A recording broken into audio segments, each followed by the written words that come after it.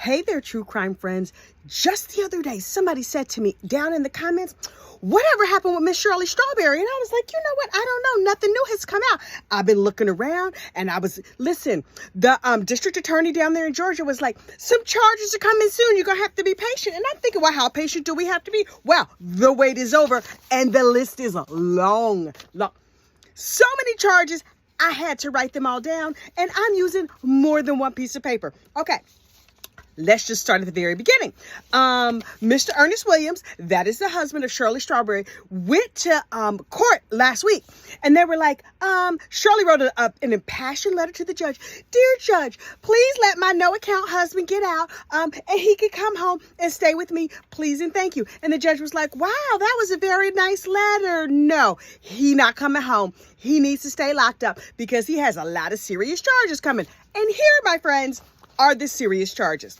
Number one, they found him in a stolen car with a gun. Now, some of this, I'm not trying to get demonetized. I'm going to tell you the truth. So, I'm going to give you hints. It's going to be like categories. I'm going to say what I can say here on the nice YouTubes. Hey, YouTube, please don't demonetize my channel. So I'm going to say what I can say, and y'all going to have to figure out what the rest of this means. So he had a little, a device where bullets fall out the end. So he had one of those, of the machine variety. And since he's a felon, he couldn't be caught with one of those. He had some, intimate charges, like intimate where the other person doesn't want it, but you do, that starts with R. He has some of those. Theft by taking, theft by deception. So that means he robbed somebody and he also deceived somebody. He has some nice rubber checks and he has some inappropriate child charges and some inappropriate animal charges. Child. Okay. And because that's not enough, so today the new charges came out. There's more R. There's more intimate battery. There is some intimate trafficking of another person for intimate purposes. She married a pimp? Okay. Okay.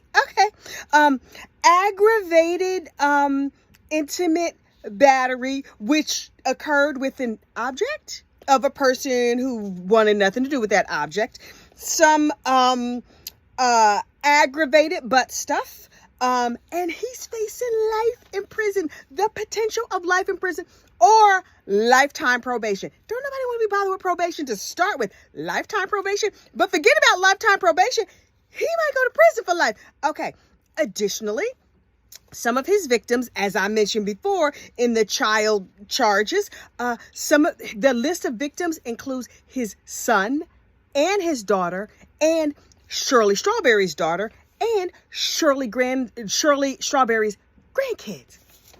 Listen, and she wrote a letter to get him to come home.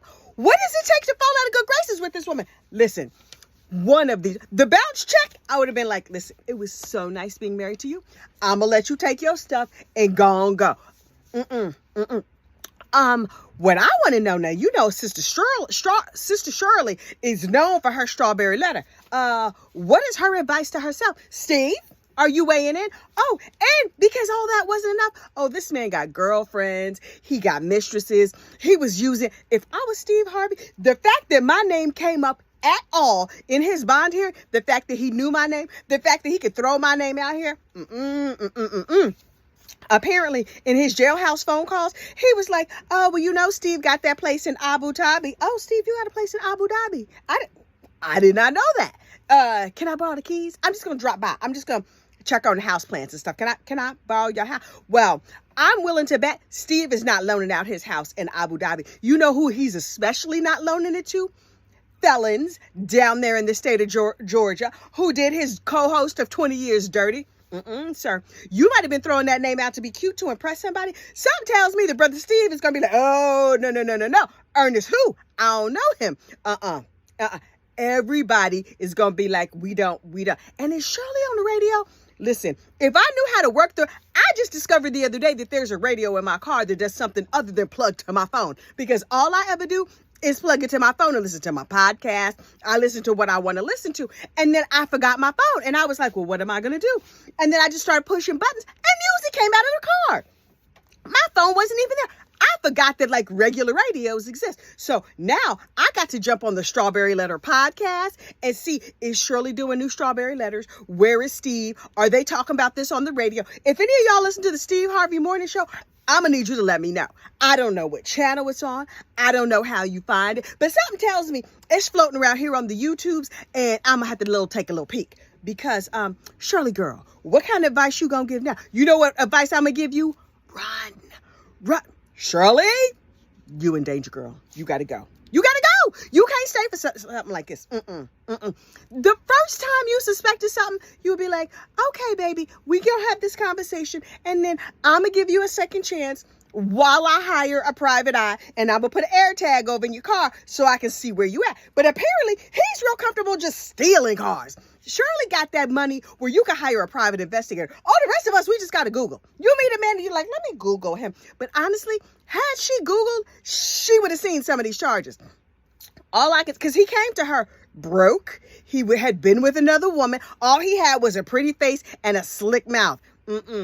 A pretty face and a slick mouth, those are the ones you date. You don't introduce them to your kids, not your mama, nobody in your life. They come to your house after 10 o'clock and they gone for the sun come up. That's what they good for. Shirley girl, you are looking crazy about now because you've been married, a decade?